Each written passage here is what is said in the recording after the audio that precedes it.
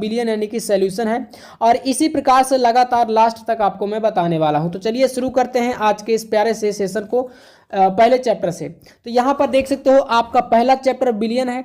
और देखो जो बिहार बोर्ड या अदर स्टेट बोर्ड के बच्चे हैं तो हो सकता है कि आपका पहला चैप्टर ठोस अवस्था हो, ठीक है। ये एक चैप्टर था जो कि यूपी बोर्ड की अगर मैं बात करूं तो आपको यूपी बोर्ड में इस चैप्टर को नहीं पढ़ना, ठीक है, यानी कि ठोस अवस्था को। तो ये चैप्टर क्या है, रिमूव कर दिया गया है। अब आपको पहला चैप्टर पढ़ना है बिलियन को, ठीक है। तो आप देख लीजिएगा। तो यहाँ पर देखते हैं पहला, देखो बिलियन से मैं बात करूं तो इसमें से सबसे ज़्यादा इंपॉर्टेंट जो टॉपिक है या पहला इंपॉर्टेंट क्वेश्चन है वो पहले तो पूछता है मोलरता की परिभाषा और साथ में इनके देखो सूत्र, क्योंकि यहाँ से बनते हैं भाई न्यूमेरिकल, ठीक है। बिलियन चैप्टर से शुरुआत में न्यूमेरिकल पूछे जाएंगे। मोलरता, फिर इसके बाद मोललता, फिर इसके बाद मोलंस, इनकी आपको तीनों को परिभाषा और फिर इसका फार्मूला, ठीक है, सूत्र। जब इनको याद कर लोगे, तैयार कर लोगे तो यहाँ से न्यूमेरिकल बनेगा। तो न्यूमेरिकल को क्या करूँगा मैं, प्रैक्टिस कराऊंगा, यानी कि आपको मैं अभ्यास करा दूंगा कैसे न्यूमेरिकल किए जाते हैं। तो ये तीनों परिभाषाएं पहले तैयार कर लीजिएगा। दूसरा यहाँ पर क्वेश्चन बनता है परासरण दाब को उदाहरण सहित समझाइए, मतलब परासरण दाब क्या होता है। तीसरा क्वेश्चन हेनरी का नियम और राउल्ट का नियम, ठीक है।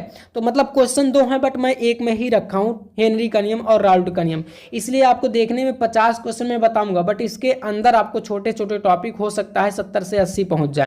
समझना पड़ता है पहले हमको, ऐसा नहीं कि शुरुआत में एकदम अच्छे से तैयारी शुरू कर दो। जब आप लोग पूरा पाठ्यक्रम अच्छे तरीके से समझ जाओगे तभी आप लोग अपनी तैयारी को बेहतर तरीके से कर पाओगे। तो दूसरा पाठ क्या है, वैद्युत रसायन इलेक्ट्रोकेमिस्ट्री। अब वैद्युत रसायन में आपको पढ़ना क्या क्या है। तो पहला क्वेश्चन यहाँ पर पूछता है मानक इलेक्ट्रोड विभव, ठीक है। यहाँ से भी न्यूमेरिकल आते हैं। केमिस्ट्री में मैं अगर बात करूँ न्यूमेरिकल की कहाँ कहाँ से पूछे जाते हैं तो शुरुआत के 3 चैप्टर से सबसे ज़्यादा न्यूमेरिकल पूछे जाते हैं। एक पहला बिलियन वाला पार्ट, ये जो शुरू में हमने देखा। दूसरा वैद्युत रसायन से, तो इसमें मानक इलेक्ट्रोड विभव, इसके बाद आपको इसमें पढ़ना है कोलराउस नियम। इसके बाद है वैद्युत रासायनिक श्रेणी किसे कहते हैं और इसके बाद है अर्ध सेल को उदाहरण द्वारा समझाइए। तो ये आपको यहाँ से 4, यहाँ से भी देख सकते हो आपको 4 ही क्वेश्चन पढ़ने हैं बट इसमें सबसे ज़्यादा चांस रहता है जो कि मतलब मान के चलो कि 80% चांस है कि यहाँ से न्यूमेरिकल ज़्यादा बनता है। न्यूमेरिकल कैसे बनता है, आपसे पूछेगा कि भाई ई नॉट कैथोड एनोड इस प्रकार से दिया रहेगा सेल का विद्युत वाहक बल ज्ञात करने के लिए, ठीक है, यानी कि आपको EMF ज्ञात करने के लिए यहाँ पर निकालने के लिए सबसे ज़्यादा आता है इस चैप्टर से। तो इस प्रकार से ये दूसरा चैप्टर है, मैं आपको समझाऊंगा न्यूमेरिकल जब तो अच्छे से आपको आ जाएगा।